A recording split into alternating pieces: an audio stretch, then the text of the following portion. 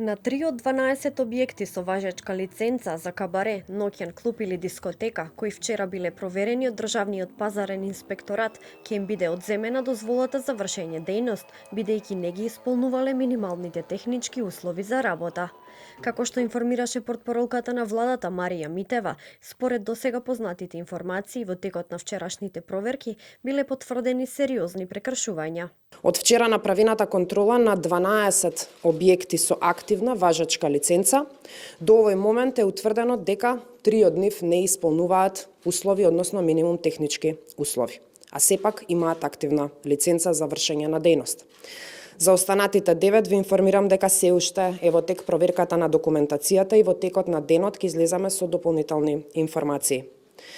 По однос на ваквата состојба, веднаш до Министерството за економија ќе биде испратено барање за одземање на лиценцата, забрана за вршење на дејност и сите казнени одредби кои што се возможни согласно закон ќе бидат превземени.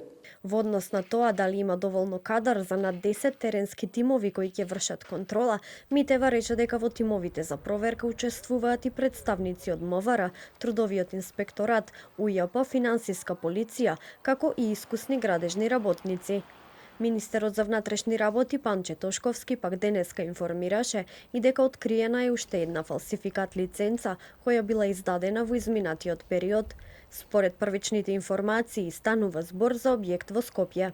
Првични информации токму пред да дојдам на овој прес се дека и ова не е единствената фалсификувана лиценца која што била издадена во изминатиот период.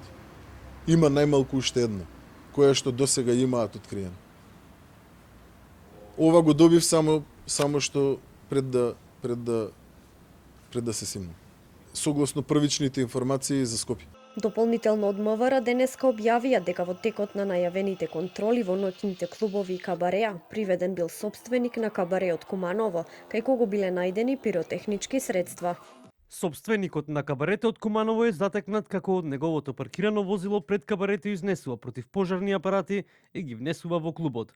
Веднаш потоа, полициски службеници од СВР Куманово извршиле контрола во објектот и биле пронајдени и одземени пиротехнички средства. Од владата најавија проверки и на објекти кои немале лиценца, но сепак вршеле дејност.